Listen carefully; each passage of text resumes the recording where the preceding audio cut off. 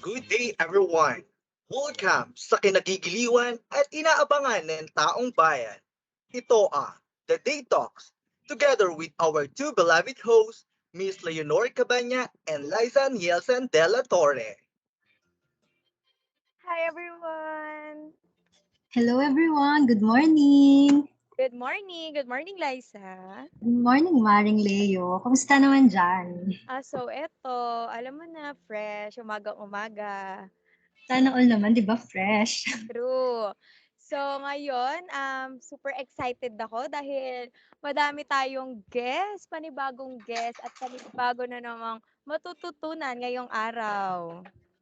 Ikaw ba? Siyempre, no? New day, new topic na naman. At ikaw, ano mo Totoo. ba? Sobrang mga bibigatin mga guest natin for today. Yes, totoo. Balita ko ngayon, mga guest natin ngayon is from the Department of Tourism officials. Tama ka dyan, Mari. Kaya naman, nalaman mo na ba yung magiging topic natin? Pag narinig mo pa lang yung pangalan, Diyos ko, kala mo naman, halatang malalalim yung pag-uusapan natin for today. Totoo. So, huwag na natin 'to patagalin pa, simulan ko na. So, may we call on Mr. Joshua S. Montiero. Please give her a big round of applause. Hello, Mr. Joshua. Good Hi, Mr. morning. Hello, good Joshua. morning! Napaka-fresh naman. Parang Sana hindi all po halatang fresh. pagod. So, next is Miss Justine Santos. Hi everyone, good morning. I'm Justine Isaiah M. Santos, a Senior Operation Officer in Department of Tourism. Oh, thank Hello, you. Miss Justine. Hi, Miss Thank Justine. Galing you. din, Hi, no? Napaka-fresh din talaga. thank you. So, third is Mr. Jed Sinieres. Good morning, everyone. I'm Jed Alan Hi. Senyeres. Good morning to the both of you. Hello, Hi, Mr. good Jed. Good morning. morning. So, pakilala mo na ang iba, Miss Liza. Siyempre, hindi mo papahuli. Meron pa tayong tatlo dito, di ba? Let's all welcome Miss Jeremy Sarida. Hi, good morning everyone. I am Jeremy Serida, Planning Officer from DOT. Hello, Miss Mm, Jeremy. Ganda naman. super pretty. Kaya nga eh. Siyempre, welcome din natin si Mr. Harold Von Sitat.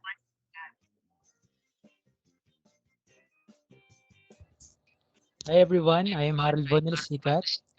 Good morning. Good Hi, morning, Mr. Mr. Harold.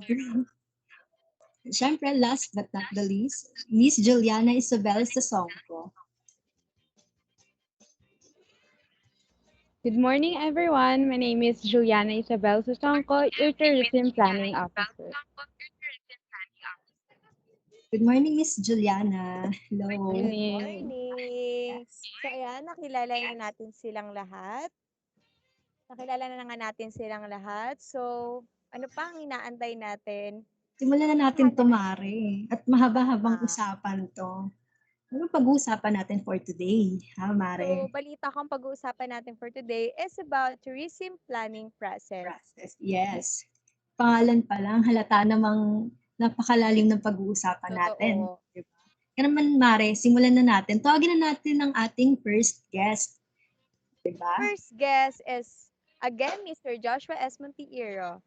The floor is yours. Go, Mr. Joshua. Mr. Joshua. Hello, good morning. And hello, good morning din sa mga viewers natin sa TV and even other platform. And Liza and Leo, it's my honor and privilege to be part of your show today. And talagang ito yung kinagigiliwan at kinaiintay ng mga taong bayan. Kaya sarap sa pakiramdam na maging parte nitong show na to. And ayun Oo nga, I am the one naman. of representative of Department of Tourism. And today, I'll be discussing the basic planning model and the systematic planning process. So, wag na nga natin patagalin. So, But before that, I will give you some overview sa mga viewers natin, sa mga hindi nakakaalam nitong tourism planning process. So ano nga ba ito? In a rapidly changing kasi and uncertain world, tourism planning process are being shaped by globalization and talagang grabe yung pagbabago na nagaganap time by time and generation to generation. And in order to public and private sector, and in some cases, communities, societies, and governments, and even non-government organizations. Now, in this section, we will be answering the question na what should we do about tourism planning and development, and who should be taking responsibility for tourism planning and development. Since ang dami nating stigma when it comes of tourism planning process, and this discussion, it aims to explore and advance our theoretical and practical understanding of the intersection between tourism planning and development study. And yun nga, first is basic planning model. This was proposed by Patrick Geddes. And sa mga viewers natin, I know some of you are aware to Mr. Patrick Geddes. Um, he is also known as a father of modern town planning. And siya yung nag-propose ng basic planning model. So, according to him, meron tayong tatlong step when in terms of basic planning models. So, and the first one is the survey. And alam ko we are aware about this step, which is a survey, and includes the survey, which is the data and uh, uh, data or information gathering. And this section or in this step sa model niya, it shows how the objectives will be reached by clearly describing the target population or the data requirements. So let's assume magpo-propose tayo ng isang projects, gagamitin natin itong step na to. Magpo-propose tayo ng amusement park. So the first step is we need to conduct a survey. Siyempre magkakandak tayo ng mga information sa isang certain place or sa certain area.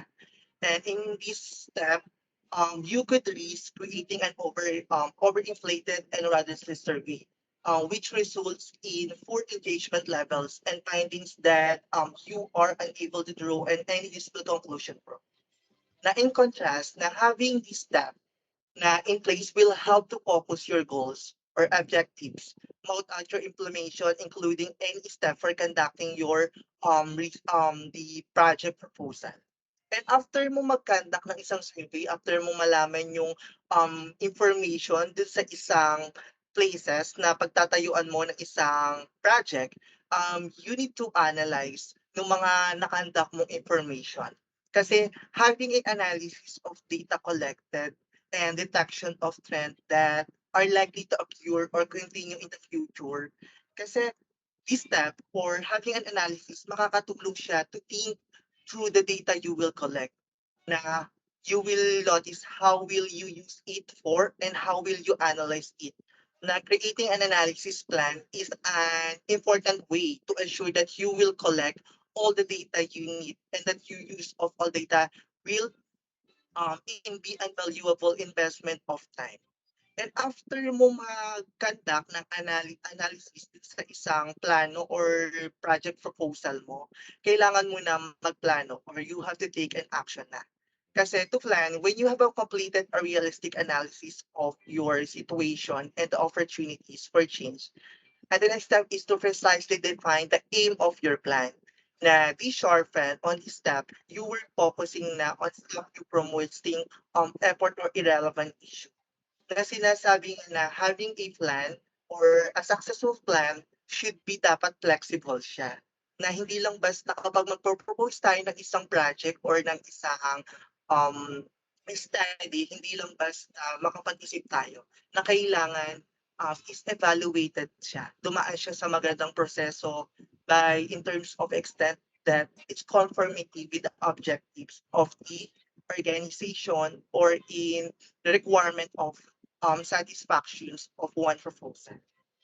So yun yung sinasabi na ni Patrick Geddes sa we have a um, survey, analyze, and plan. And can we go to the next discussion, which is I'll be discussing the systematic planning process. So kanina si Patrick Geddes yung nag-propose ng plano na yon. Ngayon, si Brian McLaughlin lang. So sa mga viewers natin, if you wanna know who is Brian McLaughlin, he is elected in 1992 to represent the 25th district in the New York City. So kanina napaka-basic lang. We have a three-step.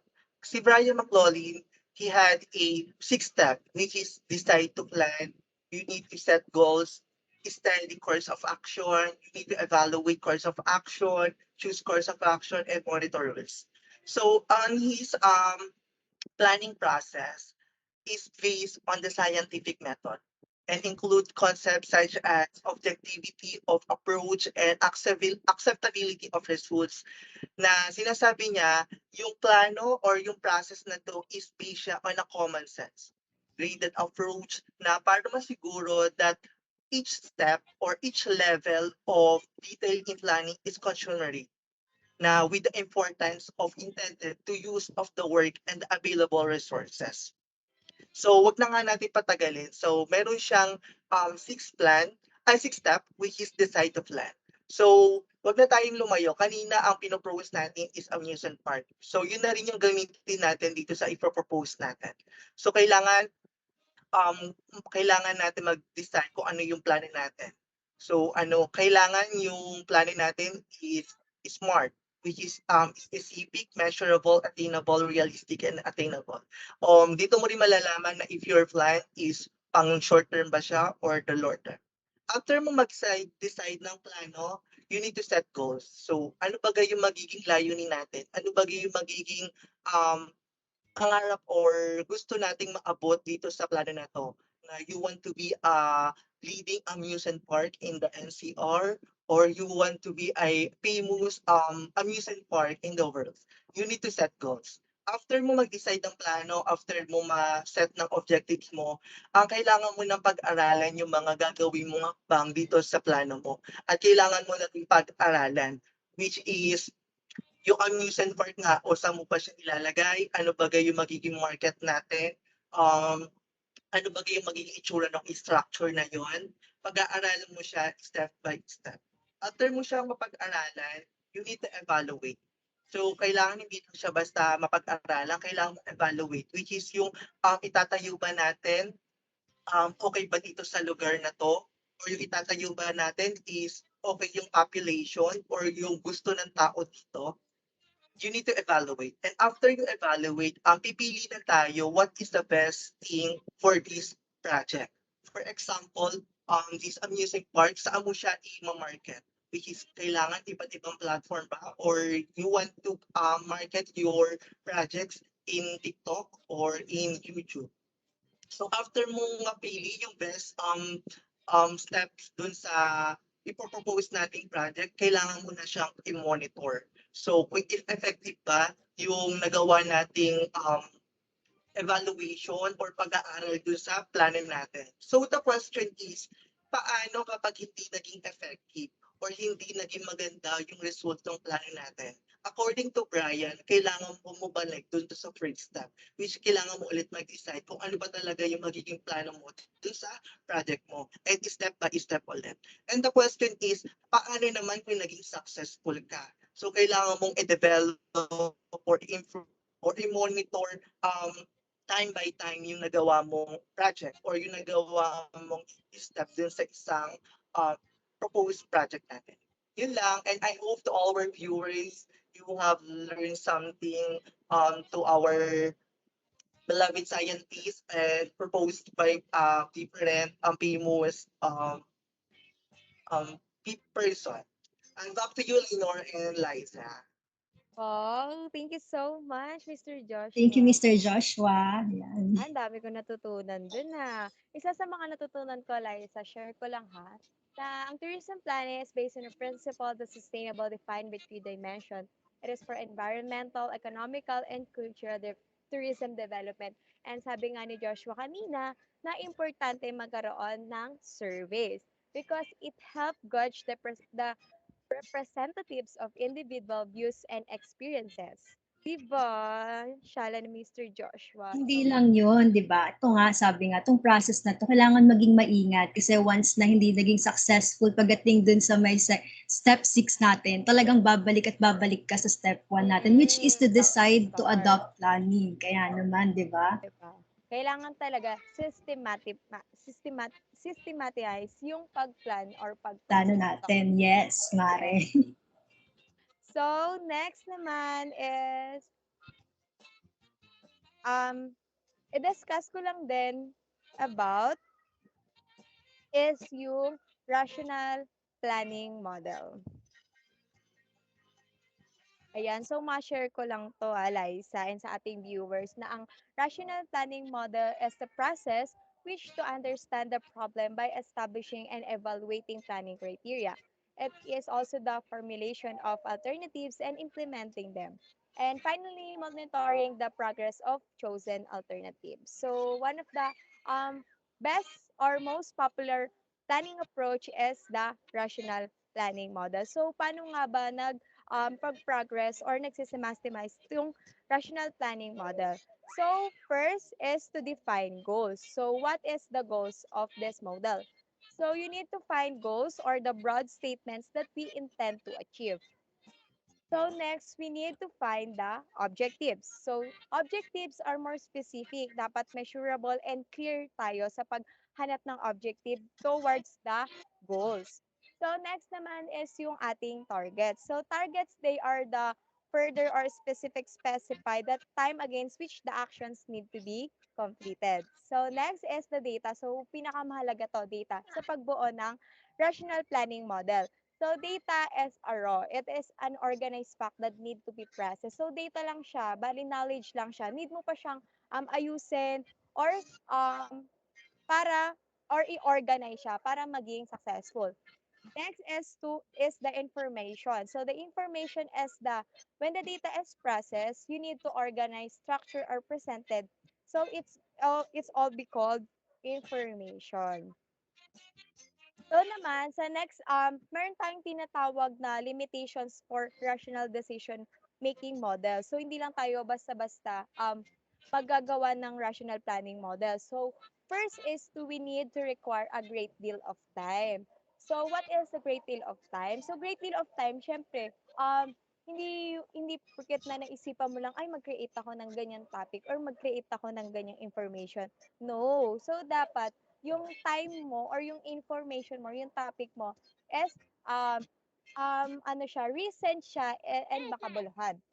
So next is requires great deal information. So ano nga ba meaning nito? So requires great deal information. Dito pag nag-create tayo ng rational decision making model. So yung information natin is sinasabi nga nila facts or legit dapat. So next is assumes that is measurable, are available, agreed upon. Third is assumes accurate, a stable, and complete knowledge of the alternatives.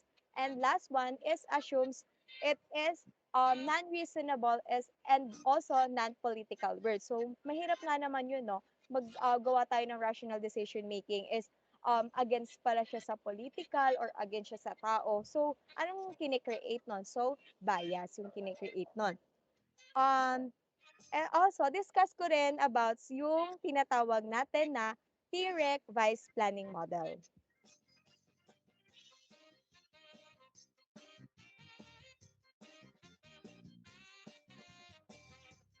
So ano nga ba yung TREC Vice Planning Model natin? So mga viewers, ang TREC Vice Planning Model is a tourism, recreation, research, and education center. So pag sinabi nyo ay TREC Vice Planning Model, means tourism, recreation, research, and education center. So sino nga ba si TREC? So TREC is emphasize on the interest of visitors, industry, communities, and environment. So the VICE model is used to identify the profiles, demands, and needs of the visitors and the role model of the impact in the industry. So dito si T-Rex naman, ay tama si T-Rex, Vice Planning Model, ang focus naman siya sa identify ng profiles. Also ng demands, the needs of visitors, and the role impact on the industry. Also, how This element should synergize with a view ensure sustainability. So step one is we need to plan to have a key outcome. So bago ka kumuha ng topic mo or ng research info mo, kung gagamitin mo sa city revised planning model, you need to plan an outcome. Parang mag-iisip ka na agad sa sarili mo na, ano nga bang kakalabasan netong research ko? Ano nga bang kakalabasan netong ang topic ko, itong mga pinag-aaralan ko. So, ayan, nasa isip ko na dapat yan. So, next is to identify the um, identify the workspace or key outcome. It is the organization solicit input to avoid being manipulated or review the other prior strategic plans. So next is the step 3, which is the in-person planning session. So ayun nga, nagawa na nga natin yung step 1, which is the plan key outcome. Step 2, pre-workplace outcome. And next naman is na doon na tayo punta sa in-person planning outcome. It is conduct a long day session to confirm adopt vision statement to identify strategic initiatives and significant with a 3-year goal. So ano-ano nga ba yung 3-year goals? So, una is to review the organization, summarize key decision, and evaluate session.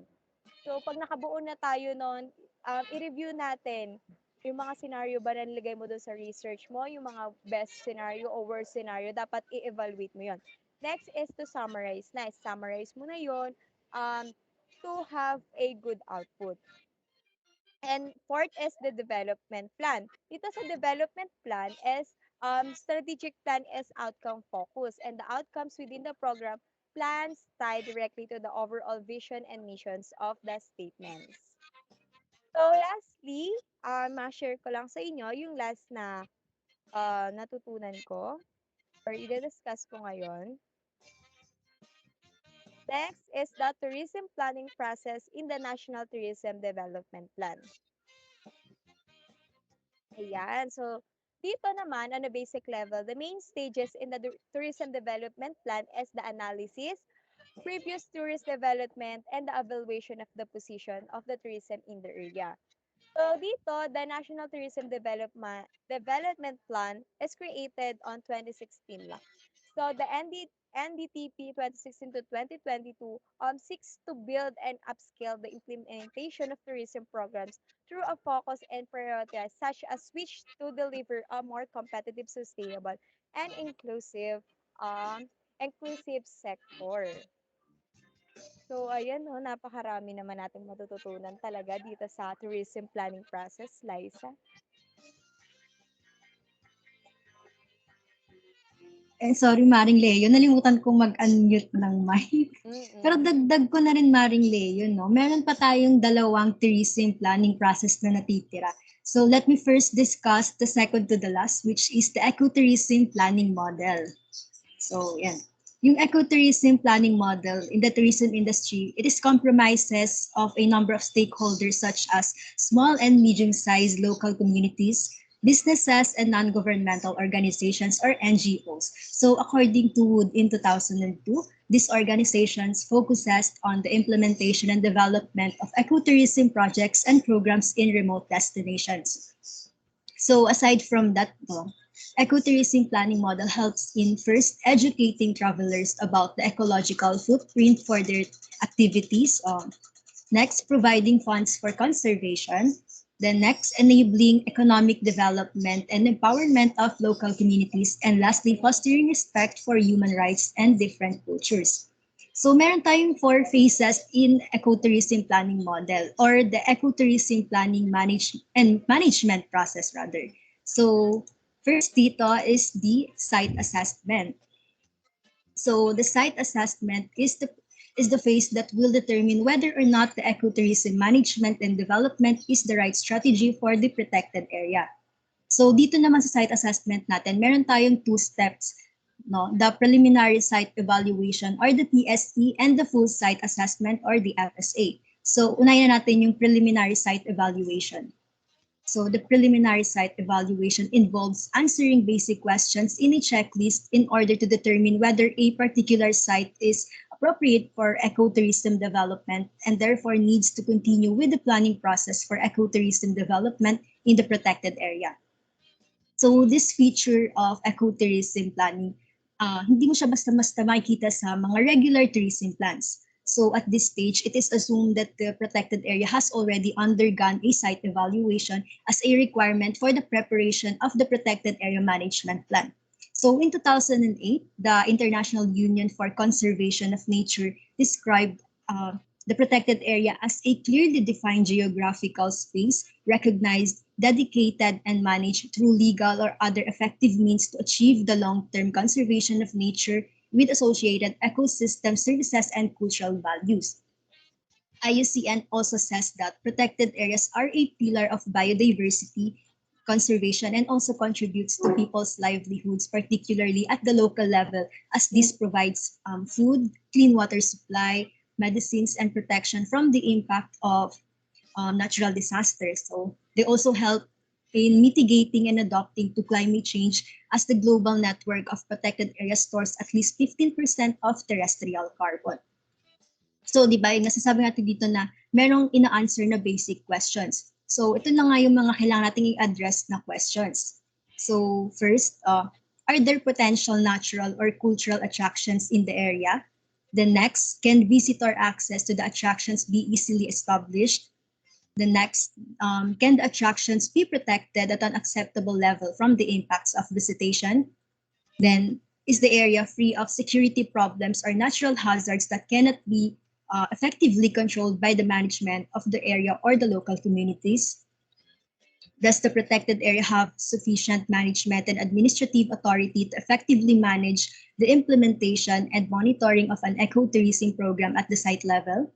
Next, is there a reasonable expectation that initial funding needed to develop ecotourism will be available?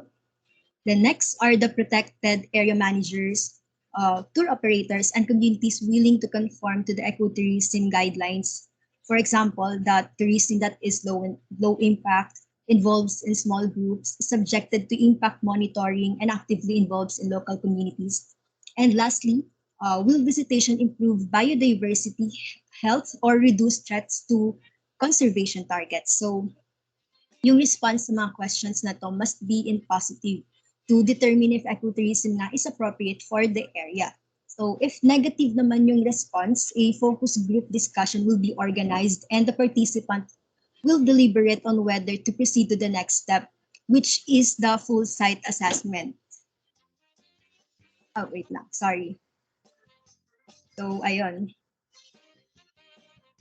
Sorry. So, ayun na nga, di ba? After natin dun sa dito sa preliminary site evaluation. Next naman tayo dun sa full site assessment. Then the full site assessment naman is conducted to determine the possible extent of ecotourism development that can be done in the site. So it will help in identifying existing situations that either help or constrain ecotourism development in the site. So meron nga tayong methods dito na involved sa full site assessment. So first is the reviewing of existing data. So this includes the existing plans, policies, laws, inventories, and maps that pertain to the site being studied. So next natin is the field work or the validation of information about the area that includes photos, observations, notations on maps, and field notes. Then third, the interviews of key informants like yung mga tourists, government workers in the protected area, academic and scientific researchers, people involved in projects in the area, and etc. Then fourth, questionnaires and surveys. So magagamit to when specific data is needed. Then fifth, consultative meetings and workshops. Then sixth, preparation for the full site assessment report, which shall cover the following. So in the full site assessment report, it includes the natural resources and features such as flagship species, endangered species, scenic attractions, critical areas needing protection. The next, the cultural resources like the historical, heritage, or archaeological attractions, presence of indigenous peoples and traditions.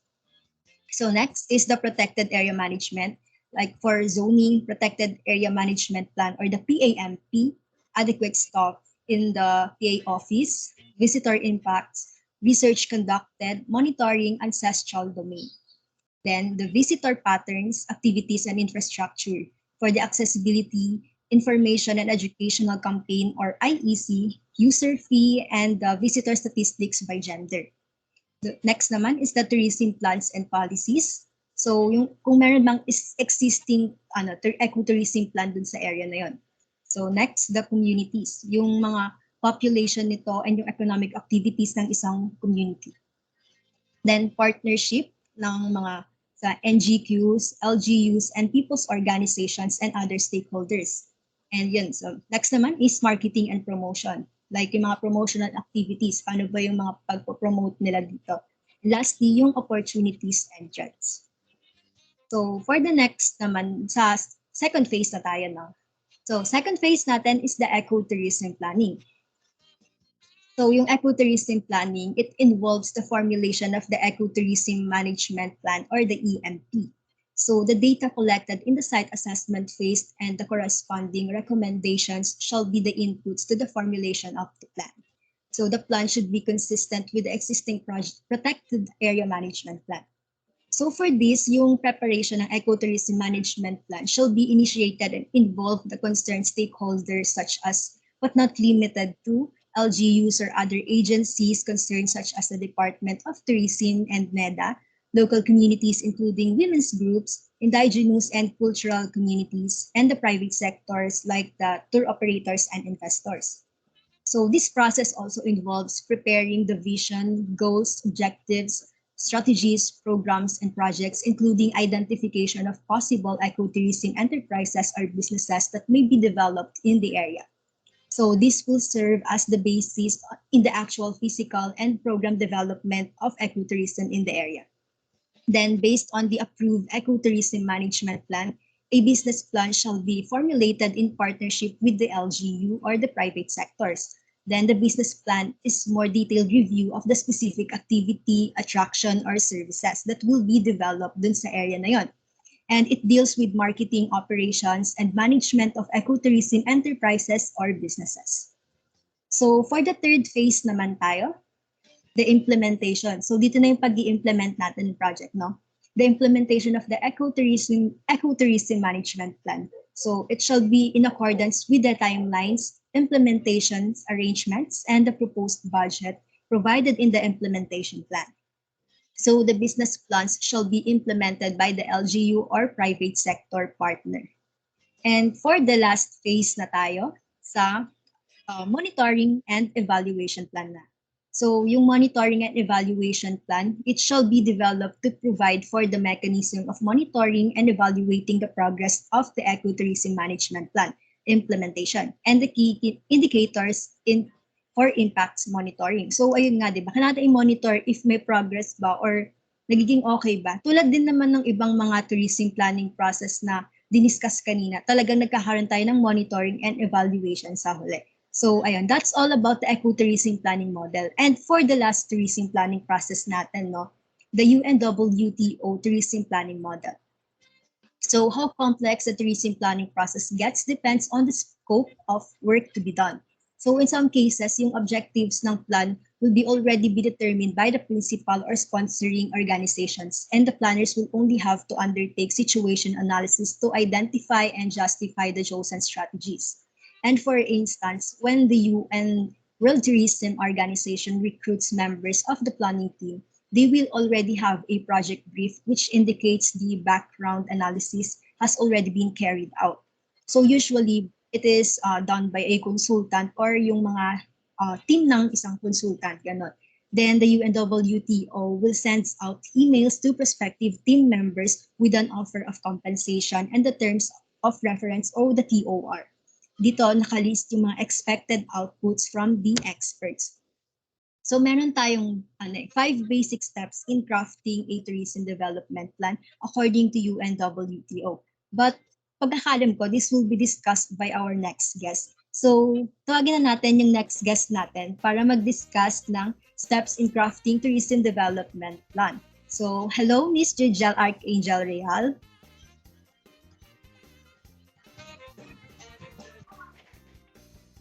five basic steps in creating a tourism development plan, UNWTO. So before that, let's define first what is UNWTO. So UNWTO, it is the World Tourism Organization, United Nations agency responsible for the promotion of responsible, sustainable, and universally accessible tourism. So while on the other hand, tourism development, it is a process of somewhat like presenting or preserving, a particular location or destination. Tourism development is like the practice that they are practically doing when they want to um, or when they want a specific place or destination to be developed. And actually, there are five um, basic steps in creating a tourism development plan. So, first of this one is the situation analysis. It is the measuring. It is like measuring and looking further about the strength, weaknesses, or scope of the problem, or us to be able to analyze what kind of plan we're going to make for that particular development. Second is about the goals, vision, and strategies directions. It is important for us to have goals, visions, and strategies when we're trying to develop something. And that way, it helps so that we have something to look forward for. The third one is the action plans timeline. It is it is where we try to make a step-by-step process or plan to take action regarding the kind of type of development they want or desire to achieve. So the fourth one is the cost estimates budgets. This is where all the possible expenses will be discussed. This will be the determinant of how much or what is the estimate budget they will be needing for the development. And lastly is the implementation mechanism, destination management frameworks. This is the last basic step in crafting or creating rather a tourism development plans, and this is where we already finalize everything. Good day, everyone. My name is Justine Isaiah M. Santos. I am a Senior Tourism Operation Officer in Department of Tourism today, and it's an honor to be one of your guests today. I hope na buong viewers ay merong matutunan sa akin. So, let's first tackle about let me give you a short introduction about tourism planning. So, tourism planning is the process of conducting situation analysis wherein you have to gather and evaluate information to identify and prioritize current tourism development issues. You have to remember that in tourism planning, you also need to set your goals, vision, and objectives. Moreover, to imagine a desired future state of tourism in the destination. Then lastly, you have to formulate strategies wherein you need to create or choose a number of alternative of ways of achieving those goals. Then lastly, it is very important to remember that tourism planning is very critical in the development of the tourism. Next, I would like to tackle would be the scope in tourism planning. There are seven categories of scope in tourism planning. First would be transport. It provides mobility and make grounds for the implementing the tourism plan. While in transportation, you have to include transportation in your tourism planning since ito yung nagbibigay or nagpo-provide ng ways sa ating mga tourists to reach a specific destination. Then, in tourism plan, you also have to include accommodation. Accommodations means these are the resorts, restaurants, and any other hospitality services. In accommodation, in tourism planning, you have to include accommodation since they also give services to the tourist. Then, the tourist activities. The tourist activities such as adventure activities and experiential should be developed along with the tourism concept. Of course, in creating a tourism planning, you have to also include tourist activities because there are different tourist destinations kasi na hindi pwedeng pare-pareho yung tourist activities na ilalagay nila. For example, if you are in a beach destination, you cannot just create a tourist activities na out of place siya. Kaya kailangan kasama sa tourism planning natin is angkop yung tourist activities natin na ilalagay dun sa specific tourist destination. Next is product development. The diversity of the tourism product should be enhanced to give variety of experience to the tourist. Product development, kasama dito yung mga hindi porket sinabing product, everyone, ang product means they can be tangible or non-tangible. Pwede siyang yung mga services na binibigay din ng mga hospitality industry. Kasali dito sa mga services na yon na kailangan sa pagpaplan ng tourism planning, kasali ang product development since sila yung magbibigay ng magandang experience dun sa tourist natin. Mapa-tangible or non-tangible man siya. Next would be tourism zoning. It divides the tourist destination into various regions and segregate the tourist activities in those regions. Of course, kasali sa tourism planning natin yung pag-segregate ng mga different places para hindi rin naman mahirapan yung mga locals na nakatira doon. Mahiwalay yung tourist activities, hiwalay yung tourist attractions dun sa mga residents din ng mga taong naninirahan doon. Then next would be the marketing and promotion. Marketing promotion are important element in tourism planning and development. Of course, in a specific destination, you have to have a creative marketing and promotion para naman mas maraming tourists yung ma-attract and mas maraming revenue or mas maraming, since maraming tourists ang makakakita nun, since you have created a creative marketing and promotion, mas maraming tourists yung makakapunta, maraming revenue, mas magkakaroon ng development yung tourism as long as meron tayong sustainable and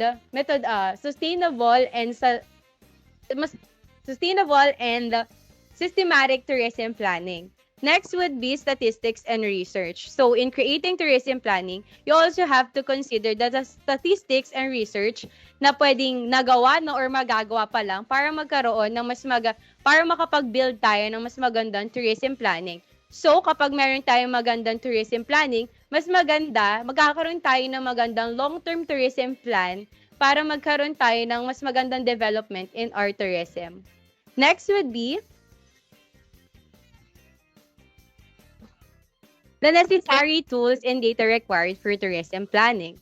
This is SWOT analysis. SWOT analysis is a strategic planning technique that provides assessment and tools.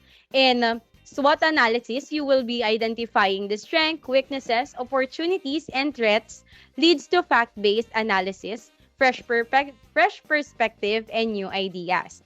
A SWOT analysis can pull information, internal sources such as the strength and weaknesses of a specific company, then as well as external forces that may have uncontrollable impact to the decision, which is the opportunities and threats.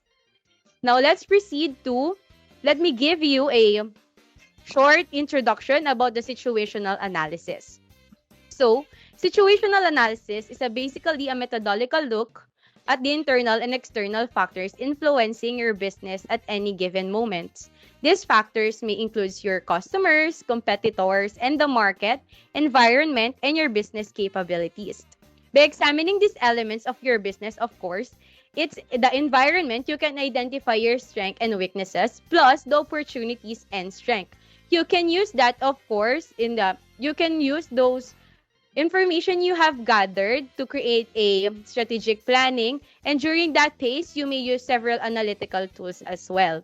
Under the situational analysis or situation analysis, there is the socioeconomic data, land use, infrastructure, tourist attraction, visitors, and existing plans and program. Oh, so before anything else, this would be my last remarks. Situation analysis gives you the view of your business where it stands. So, just an honest look where you're at it. Sa situational analysis, ipapakita din yung strength ng company mo, strength ng business mo, weaknesses niya, and your comprehensive views of your organization in its current state. Well, the importance of situational analysis is that you can get a better view of where you want to be. Also, your performing situation analysis, you should be able to clearly identify your business current and desired state. From there, malalaman mo yung stand ng business mo or yung stand yung position nyo. Then, bukod sa situation analysis, you can also know the strength or weaknesses of your company, and you can create a tourism plan where you can implement a tourism planning na magkakaroon ka ng long-term development para sa long-term development in the tourism. Everyone, viewers and hosts, I would like to again welcome Mr. Jed Allen Senyeres to give a good information about situation analysis. Thank you so much for that, Justin. Again, mabuhay everyone. Allow me to introduce myself. I am Jed Alan Herrera Senyeres, a Senior Tourism Operation Officer from Department of Tourism. So, this time I will discuss the situation analysis. So, next slide, please.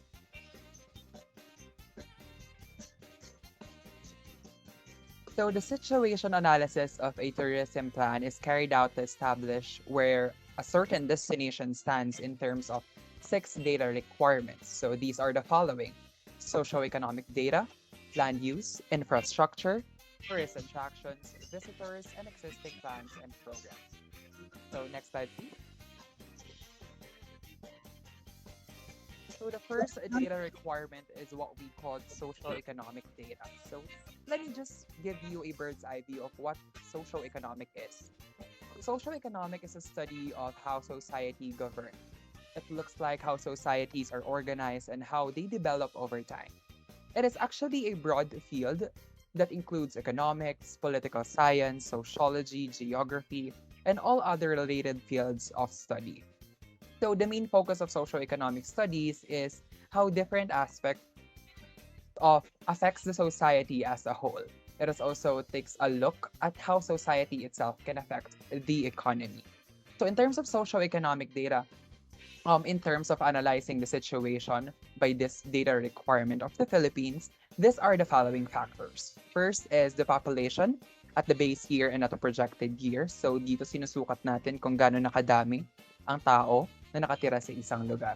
Pangalawa is the economic indicators at the base year and projected year GDP or gross domestic income or GRDP, which is gross regional domestic product. And then the third one will be the employment and tourism at the base year and projected year. So let me just give you an example about this. Next slide, please.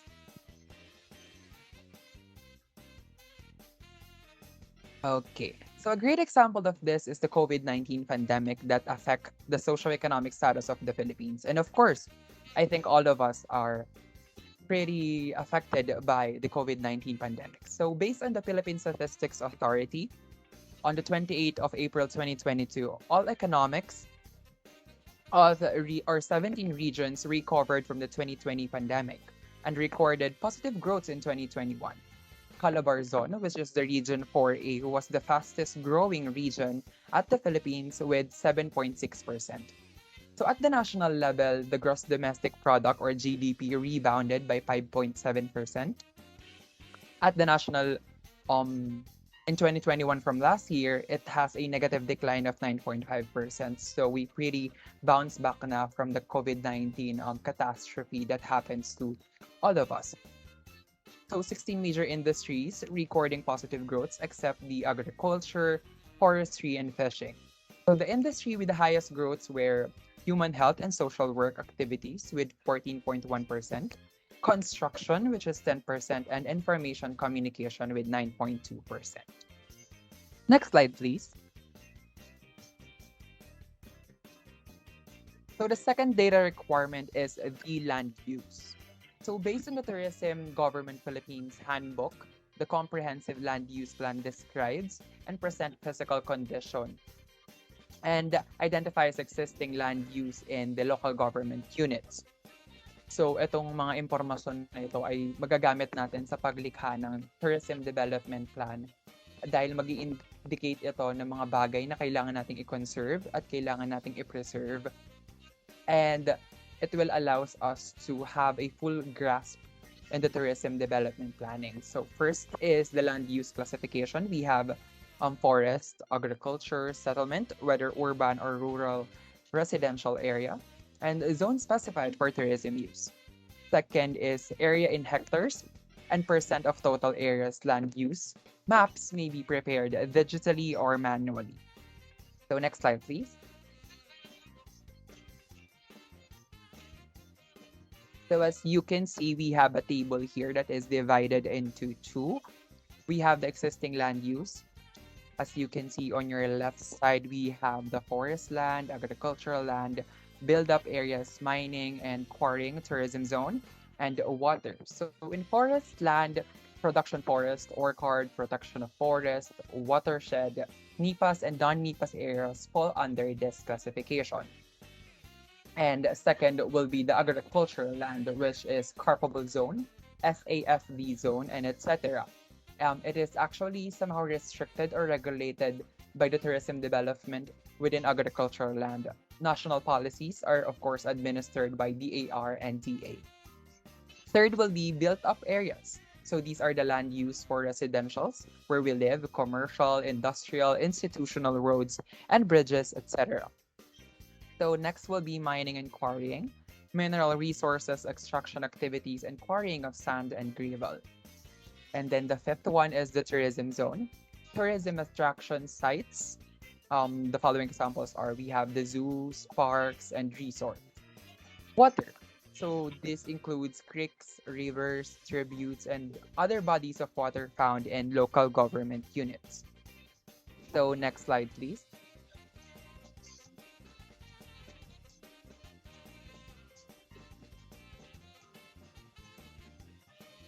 So the third one will be the infrastructure. Data on infrastructure can be topographic maps or from the provincial geographic information system. We can seek for help without the planner or engineer that can help us to locate the infrastructure information to provide a copy of an infrastructure map. Also inventory when it comes to infrastructure in coming up with the list of the infrastructure. We have to get the name, the length, the capacity, and any issues with the current facilities and future plans, such as building a new one, expanding the current facility, or just improving it. So next slide, please. So in this table, we have to fill this out, create a tourism plan, tourism development plan. So we have infrastructure type, we have airport, seaport, roads, water supply, sewerage system, power supply, and telecommunication. So just like what I have mentioned a while ago, we have to get the name, the length, capacity, and any other issues of the facilities. So by having this information, it will give or it will allows us to develop better plans in a specific place. Infrastructure plays a big role in the tourism industry, and infrastructure is the key to a successful hosting of a tourist attraction. In order to operate a tourism spot, it is important to make sure that your facilities are up to date and in good condition. So to further discuss the other three data requirements, I will now give the floor to my lovely colleague here, Miss Jeremy Cerida. Jeremy, you may now take the floor. Thank you, Jed. Hi, a pleasant morning, everyone. I am Jeremy Surida, a planning officer from Department of Tourism, and I will be sharing the continuation of the situation analysis section of a tourism plan. Situational analysis phase of tourism planning helps to develop a basis of understanding of the environment in which a plan is delivered. So basically, we can manage what we don't understand, and the situational analysis section of tourism provides a common reference point for the planning process and prioritize action. Next slide, please.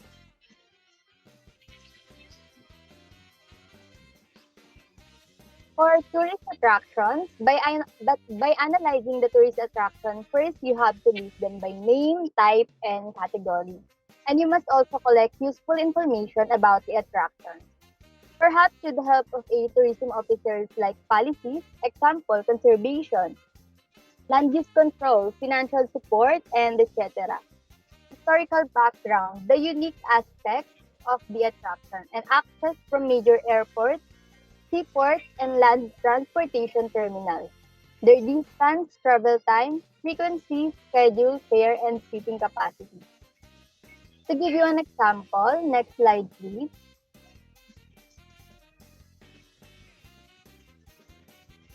In this table, we can see the tourist attraction by types and category. And under the nature, we can see the mountain, highland, lakes and pond, river and landscape, coast and landscape, marine park, diving spot. Then history and culture, fort and castle, cathedral and church, garden, street and soundscape, and etc. And there is the industrial tourism, agroforestry tourism, farm and ranch for tourism, fishery tourism, arts and crafts. Then sports and recreational facilities, golf, tennis, cycling road and area, hiking course, camping ground. Then in shopping mall, open air market, Sunday air market, traditional market, and local specialties and restaurants. Next slide po.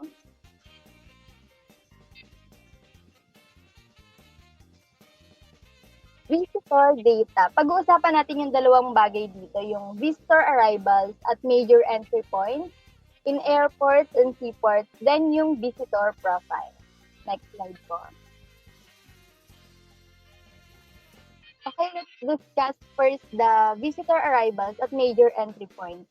The survey on arrival at the entry point will yield the data that will be useful for calculating the demands for rooms or commercial accommodation. Then ito yung mga way para makuha natin yung mga data na kailangan natin. Makukuha natin yung number of visitor who will use room for accommodation kapag sinubtract natin yung sum ng returning residents, same-day visitors, domestic travel, sa total number of visitors surveyed. Then tatandaan natin yung mga foreigner who will visit their friends and relatives or the BFR are presumed to prefer to stay at commercial accommodation establishments.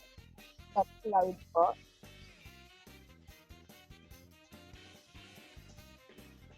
The mga data that need to be organized are, first is yung total overnight visitors or yung V. Makukuha natin siya kapag yung sum ng residents, same-day visitors, and yung domestic BFR tourists. Pag yung sum nun, minus natin sa total number of respondents, ang kalalabasan ay yung total overnight visitors or yung V. Then yung total guest nights or the GN, kapag yung V or the total overnight visitors ay minultiply natin sa average length of stay in nights or yung LOS.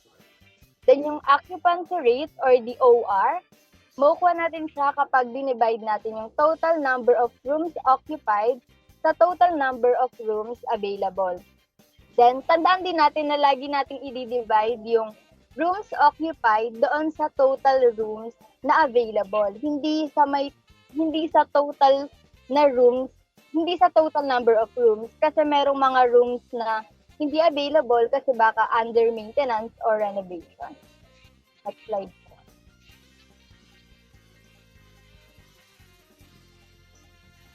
Then yung room nights, makukuha natin siya kapag minultiply natin yung number of rooms occupied or DR sa LOS or average length of stay in night.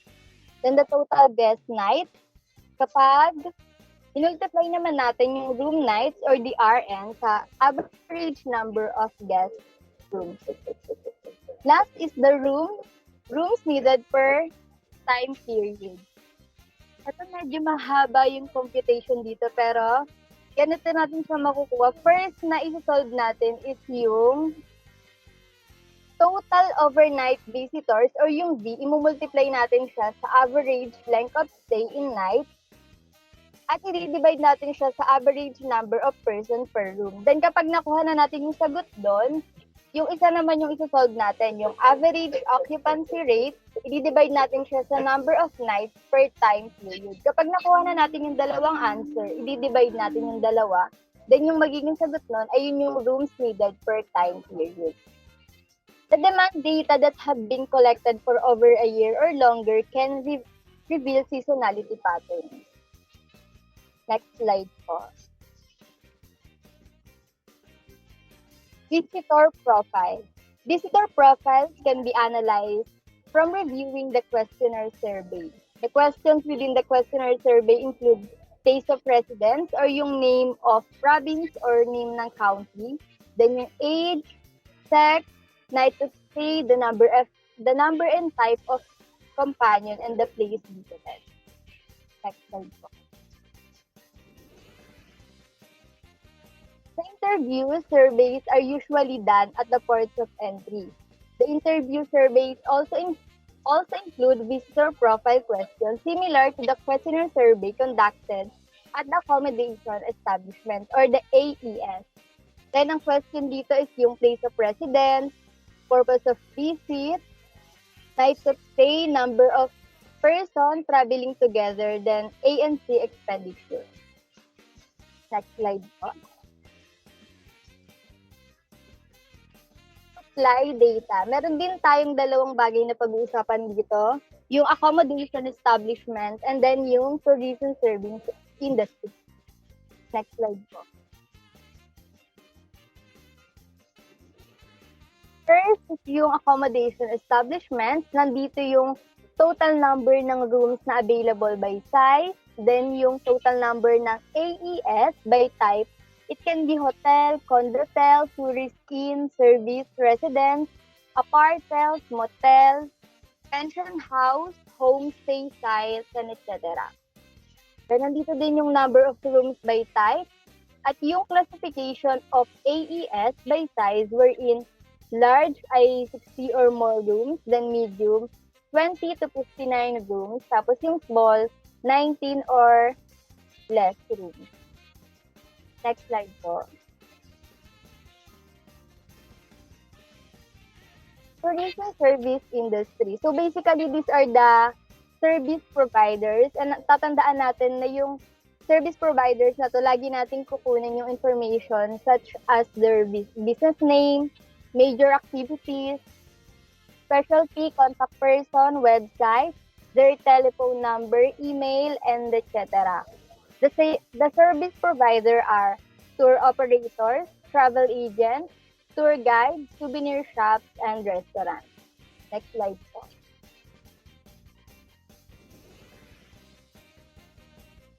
Existing plans and programs.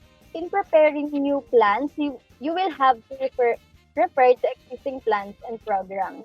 This will save a lot of time and effort and avoid costly mistakes. Bali, ang titignan natin, yung mga nagawa na plano para hindi na tayo mahirapan pa na pag-aralan yung balak nating gawin na destination plan. Una nating titignan is yung comprehensive land use plan. This is the basis of land use planning at the LGU level. The socio-economic section of this document can provide data common for tourism development. And this can be obtained from the LGU Planning Department Office. Then yung comprehensive development data, ito yung 5-year or 3-year development plan with a capital improvement plan.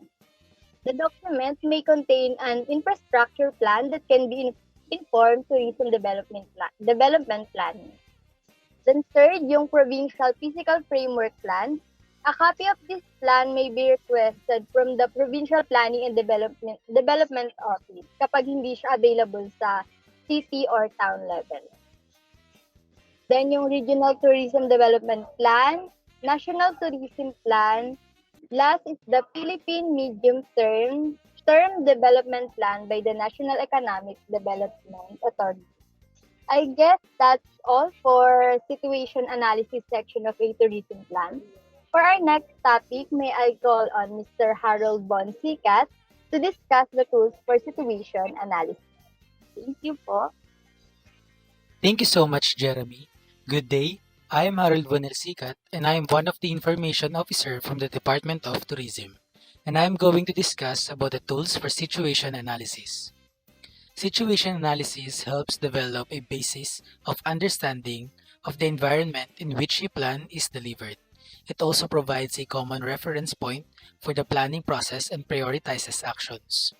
Situation analysis, kumbaga nakakatulong siya sa mga decision-making process by looking at the external and internal factors na nakaka-affect sa overall success. So, the analysis can provide an appreciation of the risk and benefits to the project and the organizations involved from the way in which the communication process is implemented.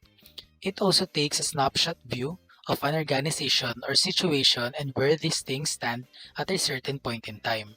Kumbaga, this can help to actually identify yung mga potential weaknesses, enabling responses para mas ma-develop pa bago magkaroon ng mga irreparable damage, and also ma-identify din where opportunities may exist to develop strategic alliances with group of supportive stakeholders and indicate where extra efforts can be made to develop this. Now, let's move on to tools for situation analysis. Unang-una po dyan yung SWOT analysis or the strength, weaknesses, opportunities, and threats. So, unahin muna natin yung strengths. So, characteristics of the destinations that have or can be developed to have strong attraction for tourists, especially where these represent an advantage over other destinations. Strength are the things that your organization does particularly well or in a way that distinguishes you from your competitors. Dapat maisip mo yung mga advantages of your organization as over other organizations, syempre. Pero pwede itong mga motivation mo from your staff, access mo sa certain materials, or a strong set of manufacturing processes. Next naman po yung weaknesses or characteristic that place the destination at a disadvantage relative to others. So yung weaknesses naman po, of course, para din siyang strengths. Ito yung inherent features of your organization. So you have to focus on your people, resources, systems, and procedures. Now, let's move on to opportunities. So, opportunities or external chances to achieve significant growth in the destination's tourism sector by attracting additional tourists and tourist spending. Ito naman yung mga openings or chances for something positive to happen, but you'll need to claim them for yourself. Being able to spot and exploit opportunities can make a huge difference to your organization's ability to compete and take the lead in your market. Lastly, yung threats, external elements in the tourism market environment that could cause trouble for the destination. So mahalaga na ma-anticipate natin yung mga threats and of course to take action against them before you become a victim of them or mabiktima tayo ng mga threats na tinatawag na maaring maka-affect sa mismong market natin. So SWOT analysis is one of the most popular strategic analysis models. Once you identify this, you can be able to assess how to capitalize on your strengths, minimize the effects of your weaknesses, make the most of any opportunities, and at the same time, ma-reduce yung mga impact ng kahit anumang mga threats. Now, pumunta naman tayo sa isa pang analysis. Ito naman tinatawag natin na PEST analysis. PEST analysis is a simple and widely used tool that helps you to analyze the political, economic, socio-cultural, and technological changes in your business environment, in which it enable us to spot businesses or personal opportunities and syempre mabigyan tayo ng advance warning of any significant threats. It also reveals the direction of change within our business environment para syempre mas makaiwas and mas maka-adapt tayo on what we're doing to work with the change. So ano nga ba yung mga political factors to consider? Una dyan yung when is the country's next local, state, or national election. Pwede ring how could this change government or religious policy. Tsaka yung who are most likely contenders for power. So these factors determine the extent to which a government may influence the economy or a certain industry. Para sa tourism industry, it is very necessary to analyze the political environment of the destination area, pati yung mga visa restrictions and the government's attitude pagdating naman sa tourism. Next po yung economic factors na pwede nating makonsider. Una, how stable is the current economy? Is it growing, stagnating, or declining? Are key exchange rates stable or do they tend to vary significantly? Lastly, are customers' level of disposable income is it rising or falling? How is this likely to change in the next few years? So yung isa PEST or PEST analysis, nagre-refer siya sa outside economic issues that can play a role in a company's success. And now, let's move on to socio-cultural factors pwede nating makonsider. Sociocultural factors to consider. Una po is what is the population's growth rate and age profile? Next, are generational shifts in attitude likely to affect what you are doing? What are your society's level of health, education, and social mobility? So yung socio-cultural factors, nagre-relate siya to the socio-economic environment of a given industry's market for a business para mas maintindihan natin how consumer needs are shaped and what brings them to the market for a purchase. Next naman po is technological factors to consider. Una po yung, are there any new technologies that you could be using? Are there any new technologies on the horizon that could radically affect your work on your industry? Do any of your competitors have access to new technologies that could redefine their products? So technology plays a huge part sa iba't ibang mga fields and can have both positive and negative effects. So mayroong mga fields na nagkakaroon ng difficult time adjusting sa mga makabagong products, technologies, and services. So it is very important to assess the technology from all angles. So pest analysis gives you the ability to successfully navigate changes in the world around it, as well as alerting you to potential threats. It can signal brand new opportunities to expand into different markets and territories. Now let's move on to another situation analysis, which is the Butler's tourism area life cycle. In 1980s, Butler adapted the life cycle product model to the tourism industry and created the Tourism Area Life Cycle or the TALC model. So the model recognizes 6 stages in the tourism product life cycle.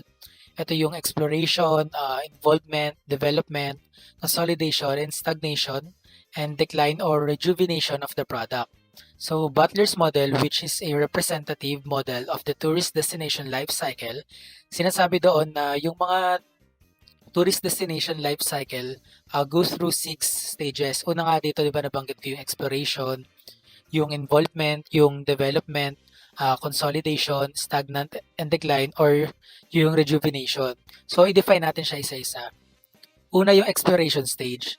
Here is a high degree of contact with locals and use of their facilities, but with very little social and economic impact. So, sa exploration stage, so small number of visitors, they were attacked by unique natural and cultural features, low accessibility, little or no facilities for visitors, social fabrics of the community are unchanged by tourism, and tourist presence has no significant economic and social benefit to natives. Next naman po yung involvement stage. Increasing visitation induces some locals to offer facilities primarily to exclusively for visitors. Contact with locals still high and many adjust their social patterns to accommodate the changing. So sa involvement stage, the local gets involved, provides service to visitors, and get incomes from the services they provide, although interactions are still meager. So nagiging mas noticeable at mas nare-recognize yung tourist season. Halimbawa na lang yung on and off peak periods. Next naman po yung development stage. Outside investment is attracted to the destination as well as a well-defined tourism market emerges. Accessibility is enhanced and advertising becomes more intensive and extensive. And local facilities are displaced by more elaborate and up-to-date ones. So sa stage na to, makikita natin yung pagtaas ng bilang ng tourists with possibilities of outnumbering local and being equal level. So yung natural and cultural attraction sa locations na to ay mas nade-develop at this stage. At the same time, in some cases, supported by man-made facilities. So parehong nag-benefit dito yung tourists and yung mga local, and ma-observe din natin yung mga physical changes in that area. Makikita natin na mga may pagbabago and nakapag-triggers ito ng mga negative feedback syempre sa mga locals. So next yung consolidation stage. Tourism is now part of the local economy.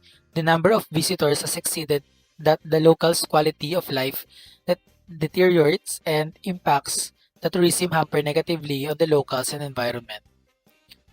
Next naman dito yung stagnation stage. Visitors reach a maximum point, probably exceeding carrying capacity with attendant economic, social, and environmental challenges manifesting in the area. The destination has an image of being a beautiful destination but no maintains tourist. Traffic will be hard. Artificial structures and facilities exceed genuine natural and cultural resources in the area. Kumbaga nawawala na yung sense of originality sa mga places kasi nga yung capacity levels parang relevant factors mas lumagpas na and pwede siyang makapag-result halimbawa sa mga economic problems or environmental problems. Last po yung decline stage. Here, the destination cannot compete with a new destination. It faces low patronage due to a poor appeal to tourists. Instead, it attracts more weekend visitors and daily visitors if it's still accessible. So kasama din sa decline stage yung rejuvenation stage. So all this level, renovation and introduction of new products of market segment set bringing new characteristic into the area. So this entails a total overhauling of tourism facilities in the area which tourism relies on. And this is done in consonance with destination managers and market bodies. So pumunta naman tayo sa Boston Consulting Group or BCG Growth Share Matrix. So ano nga ba yung tinatawag na BCG Growth Share Matrix? So the Boston Consulting Group or BCG Growth Share Matrix is designed to help with long-term strategic planning to help business consider growth opportunities by reviewing its portfolio of products to decide where to invest, to discontinue, or to develop products. So a framework created by Boston Consulting Group to evaluate the strategic positioning of the business brand portfolio and its potential. It classifies business portfolio into 4 categories based on industry attractiveness or yung growth rate of that industry and syempre yung competitive position or yung tinatawag na relative market share. These 2 dimensions reveal likely profitability of the business portfolio in terms of cash needed to support that unit and cash generated by it. The general purpose of the analysis is to help understand which brands the firm should invest and which one should be divested. So relative market share, one of the dimensions used to evaluate business portfolio is relative market share. Higher companies' market share results in higher cash returns. This is because a firm that produces more benefits from higher economies of scale and experience curve, which results in higher profits. Nonetheless, it may be worth to note that some firms may experience the same benefits with lower production outputs and lower market share. So market growth rate. High market growth rate means higher earnings and sometimes profits, but it also consumes lots of cash, which is used as investment to stimulate further growth. Therefore, business units that operates in rapid growth industries are cash users and are worth investing in only when they are expected to grow or maintain market share in the future. There are 4 quadrants into which firms' brands are classified. Una yung dog. If a company's products has a low market share and it's a low rate of growth, it is considered dog and should be sold, liquidated, or responded. Next naman po yung cash cows. Products that are in low growth areas but for which the company has a relatively large market share are considered cash cows, and the company has a relatively large market share are considered cash cows, and the company should thus milk the cash cows for as long as it can. Next naman po yung stars. Products that are high in growth market and that make up a sizable portion of that market are considered stars and should be invested in more in the upper left quadrants are stars, which generate high income but also consume large amount of company cash.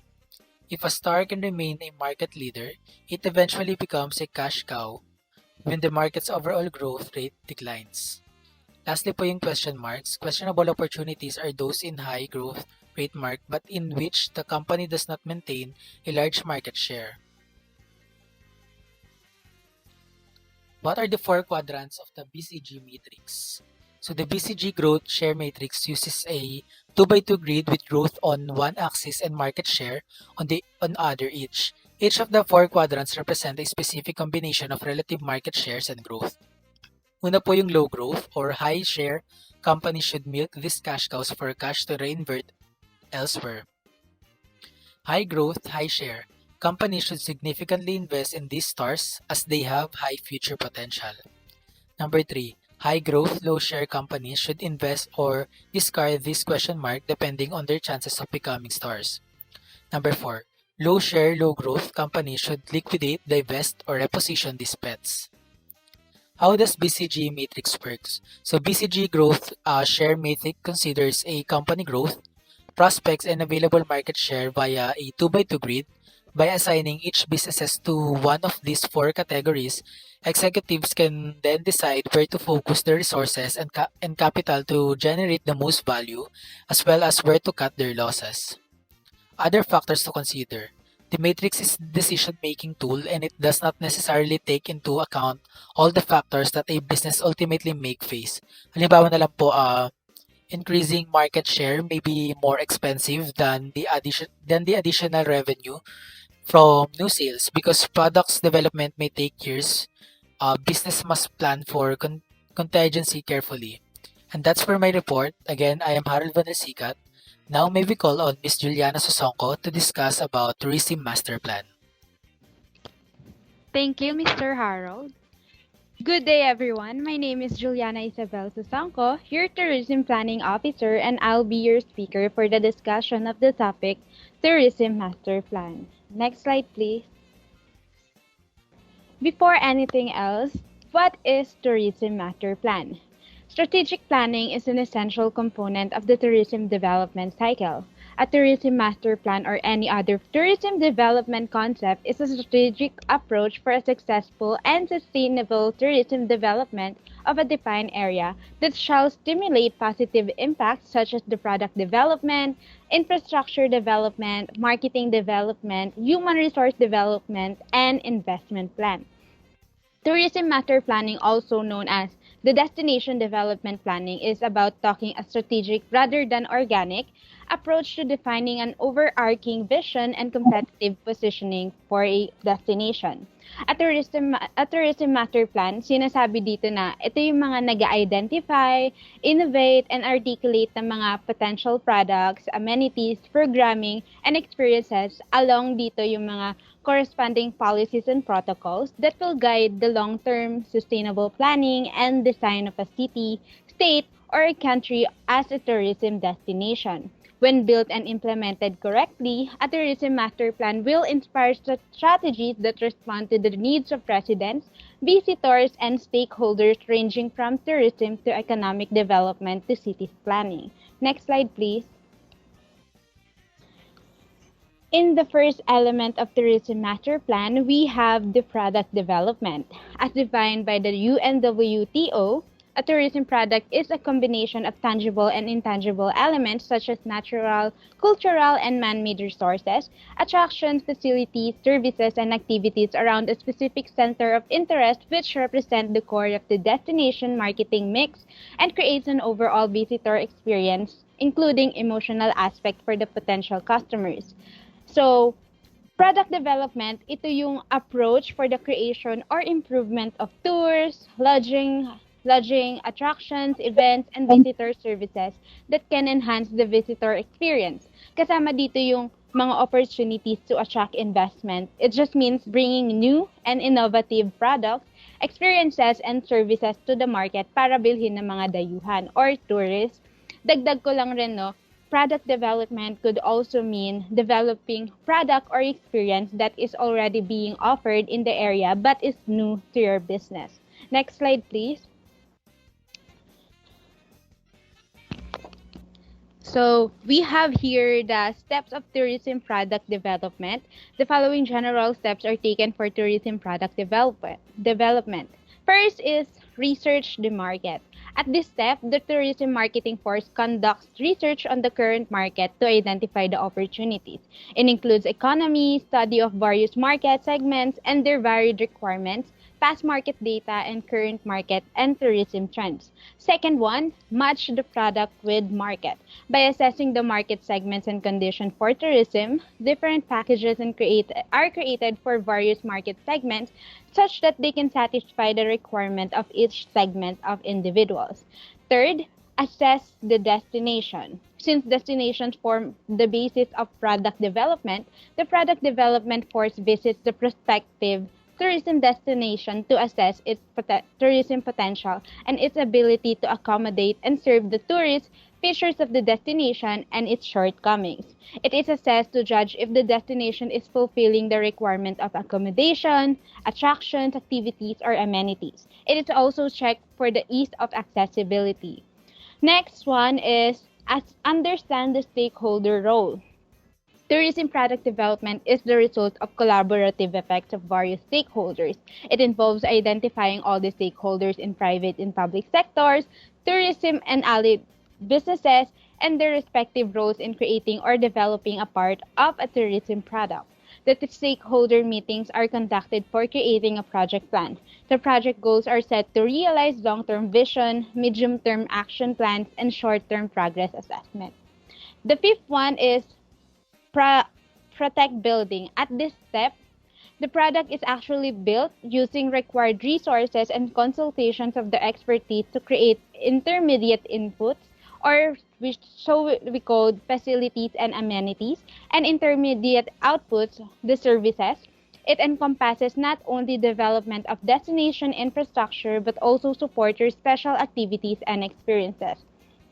Next is marketing and promotion. The functional and emotional benefits of the tourism at the tourist destination are communicated to the market. The marketing people create brochures, place advertisement on the business portals, and contact media to promote the destination and the product on the television and radio. Last but not the least, providing human and technical resource. It includes providing skilled staff and contemporary technology to cater the needs of tourists efficiently, to handle all tourism-related operations at the destination effectively, and to communicate with the staff easily. Next slide, please. Second one, we have the infrastructure development. So, infrastructure development is the construction of basis foundational services in order to stimulate economic growth and quality of life improvement. Most advanced economies have gone through periods of intensive infrastructure building that have improved the efficiency and competitiveness of regions. To meet the unique and diverse demands of tourists, Dujmovic and Vitasovic 2014 argue that it is important to develop new tourism products and destinations providing tourists with more sources and inspirational experience. Next slide, please. So we have here the structuring and delivery of modern infrastructure facilities is extremely complex. According to Zinic and Saptic 2012, there are 7 actions which can ensure adequate tourist and related infrastructure. First one is to ensure accessibility to and within the destination. Second, improve the communal infrastructure. Third, develop new accommodation capacities. Fourth, advance the service quality of the provided services. Fifth, develop the necessary infrastructure. Sixth, upgrade the existing accommodation capacities. And seventh, focus in the destination safety and cleanliness. So, tourism plays a vital role in the economic growth of many countries, contributing to the development of related services and infrastructure. Dagdag pa niyan ang mga pag-unlad ng tourism ay pwedeng magkaroon ng magandang bunga sa progreso at kasaganaan ng ekonomiya ng bansa. Next slide, please. The third one, we have the marketing development. So, market development is a strategic step taken by a company to develop the existing market rather than looking for a new market. The company looked for new buyers to pitch the product to a different segment of consumers in an effort to increase sales. So, market development is a 2-step process to tap the untapped market. The first one, we have market research. It begins with market research wherein a company does a segmentation analysis and short market segments, which are worth pursuing. It is an attempt to use the existing product or service to attract new customers. The goal is to expand the reach or tap into a different segment or unexplored market. A segment is defined as the small subgroup of a larger population. For example na lang, yung marketing team ng PAL or Philippine Airlines, pwede nilang hatiin yung market based sa geography, demographics, as well as the income levels, or etc. The second one, we have market development. So the next step, it involves creating a promotional strategy to enter into the market. Marketing development is important to promote the business, make it stand out from rivals, attract customers, and generate brand awareness. Many modern marketing strategies make use of the internet with websites, online advertising, email, and social media platforms often playing a key role. As we all know naman, it is one of the world's most largest industries. The tourism industry is extremely competitive. This means that the businesses operating within the industry need to find ways to stand out from rivals, promote themselves as being the best option for tourists, and highlight some of the things that make them different or superior. Marketing is essential for achieving this, and many of the best tourism marketing tips focus on helping businesses to find a unique selling point and promote it. Next slide, please.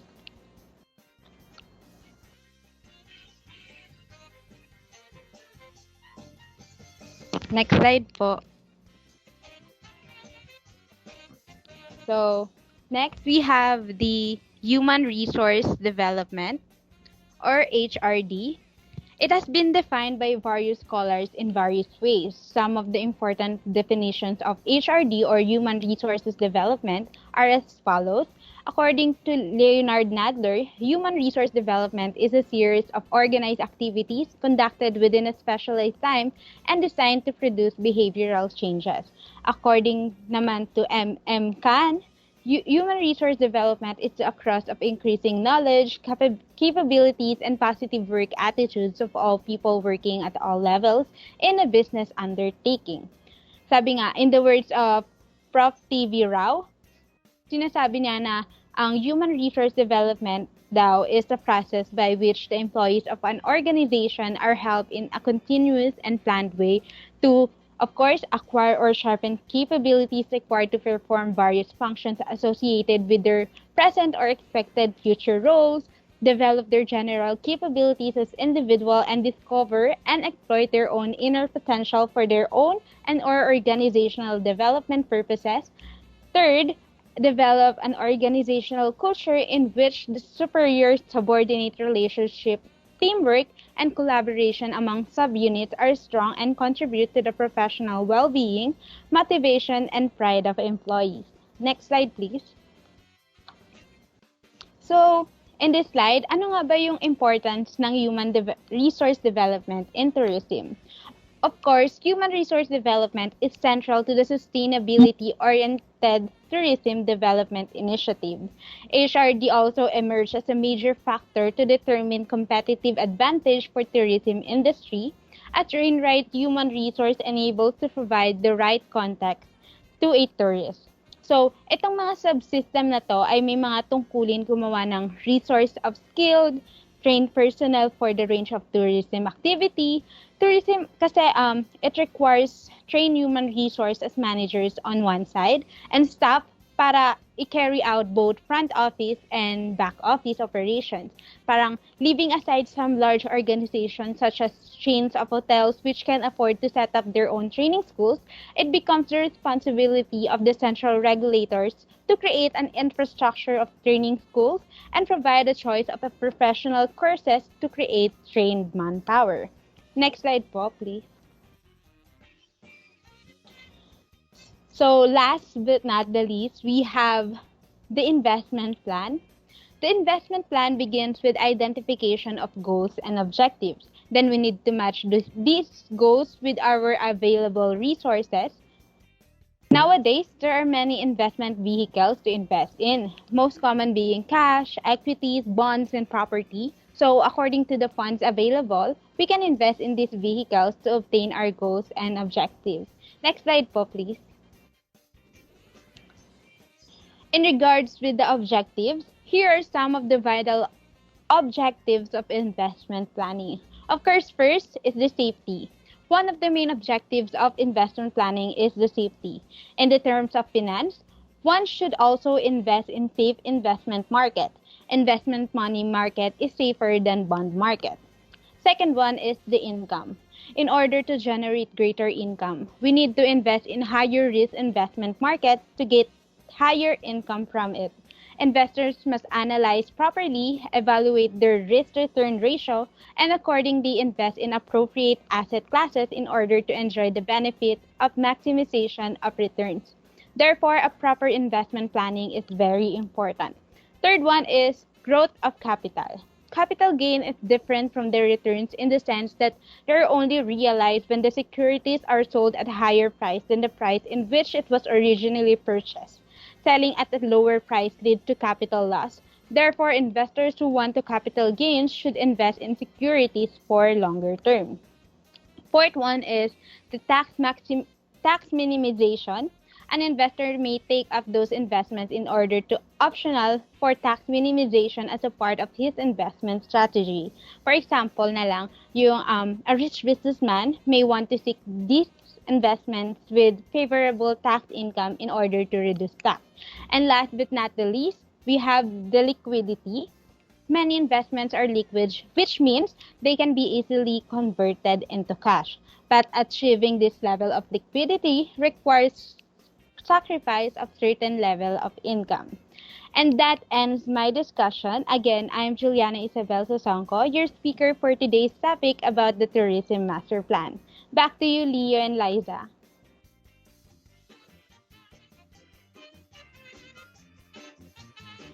Ayan. Thank you, Maring Juliana. Ay, sorry, Mare. Tuloy na sana ako sa Mare. Thank you, Miss Juliana, for that wonderful topic na shinare mo. And hindi lang yun, syempre, sa lahat ng ating bisita for today. Ikaw ba, Mare? Marami ka bang natutunan? Oo, sobrang dami kong natutunan ngayon. So, natutunan ko na ang tourism planning is nag-i-increase siya ng visitor satisfaction and increase economic benefits and the protection of our basic culture and natural resources. So, napakabongga talaga ng mga guests natin for today. Tama-tama ka. Dito mo napakarami nating napag-discussion ngayon. And talagang anong oras na rin tayo inabot. Kaya naman, Mare, patatagalin pa ba natin to? Siyempre, hindi na ulit. So, hindi na. Hindi na patatagalin to. Mag-open cam na ang lahat and tayo ay magpapaalam na sa ating mga viewers. Yes. So, ayan, thank you very much sa lahat ng nakidalo dito sa ating mga DOT officials. Yes, So, maraming salamat po. At the end, let's give her a big virtual round of applause. Yeah.